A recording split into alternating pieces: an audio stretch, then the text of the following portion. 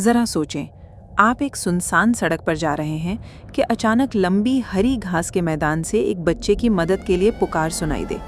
आप रुकेंगे, मगर ये ना भूलें, इस घास में एक बार कदम रखा तो राह सदा के लिए बंद हो जाती है, क्योंकि ये एक ऐसा मकाम है जहाँ वक्त, जगह और हकीकत सब एक डरावने जाल में कैद हैं और आपका हर कदम आपको मजीद गुमराह करता चला जाता है।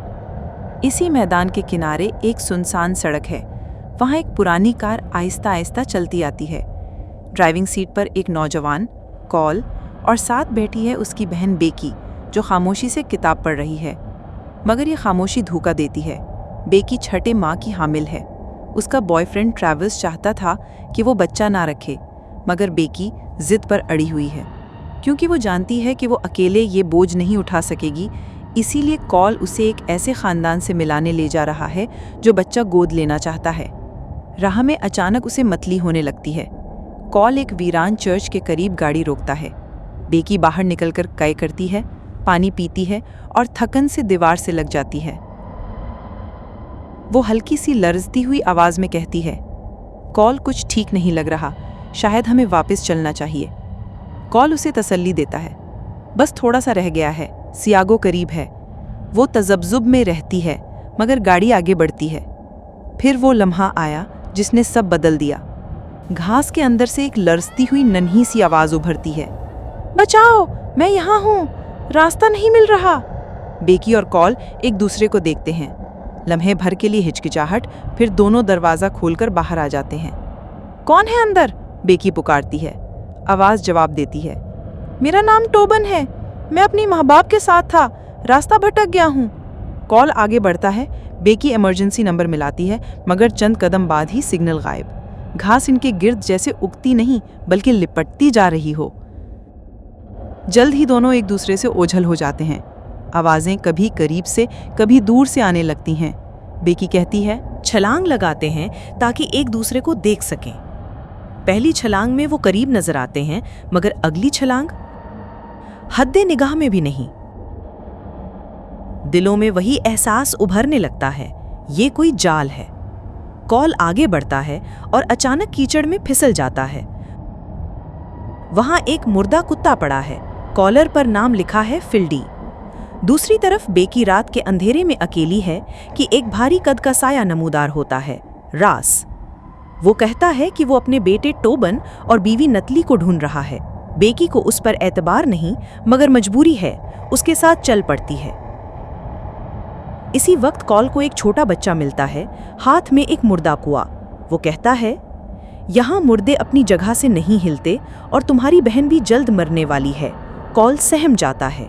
बच्चा उसे एक पुरस्कार पत्थर के पास ले जाता है और कहता है कि अगर वो उसे छुएगा तो सब जान जाएगा। उधर राज बेकी से उसके बच्चे का माह पूछता है और अपने बेटे की पैदाइश की कहानियां सुनाता है। चलते चलते बेकी का पांव दवाइयों और कटे हुए बालों पर पड़ता है। वो चौंक जाती है और पलटकर देखती है, रास गायब। कॉल पत्थर को छूता है और एक डरावना विजन उसकी आंखों में उतरता है। वो चीख उठता है, ये नहीं हो सकता। सड़क पर एक और गाड़ी रुकती है। दरवाजा खुलता है। ट्रैविस बाहर आता है, बेकी का बॉयफ्रेंड। वो कॉल की पुरानी गाड़ी वीरान हालत में पाता है, जैसे महीनों से छोड़ दी गई हो। बेकी की किताब मिलती है और वो घास में दाखिल हो जाता है। वो घास पर गिरहें बांधता है ताकि रास्ता याद रख सके,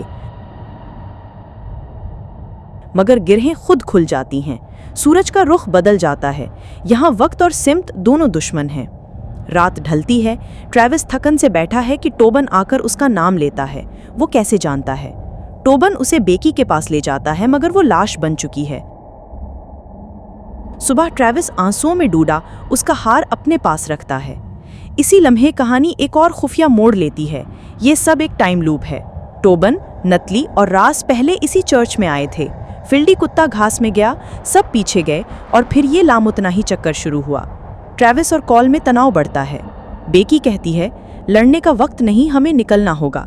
रास्ते में बेकी की तबीयत बिगड़ती है, खून बहने लगता है। रास मदद के बहाने इन सब को उसी पुरस्कार पत्थर तक ले जाता है जिस पर कुर्बानी की तस्वीरें कंधा हैं।